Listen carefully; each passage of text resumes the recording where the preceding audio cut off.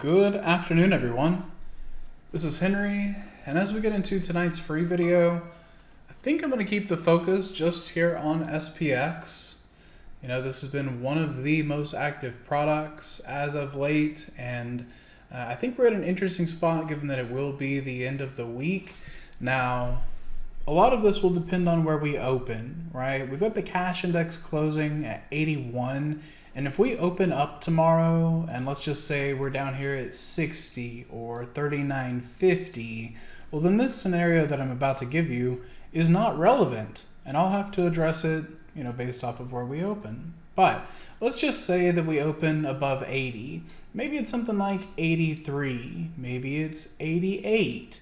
And that type of just very modest bullish open, I believe we'll then want to go on and test the psychological value of 4,000. Well, if that is the opening move that Friday is going to see, there are several ways you can play it. The most immediate, the fastest, part of what can be great for a day trade is to just sell the $4,000 put credit spread, capture that 10, 12 points of movement. That crushes the intrinsic value of the $4,000 put, and then you can wrap up your trading day, if you like, there.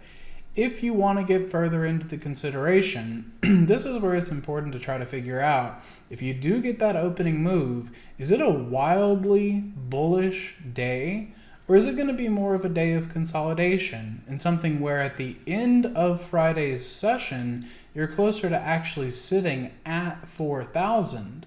Well, if it's going to be that more kind of choppy, slightly neutral kind of day, well then you can take that put credit spread that you sold, and maybe at 4,004, maybe just a tiny bit further up, you then sell the call spread, right? You sell the $4,000 call, buy however much protection you deem necessary, right? No reason to do it 50 wide, but you probably want to do it a little bit wider than $5, and somewhere in between there you find that happy medium where if you get a good entry on the short puts, get a decent entry on the short calls, and then around lunchtime, or even better towards the end of the day, you are sitting at that psychological value.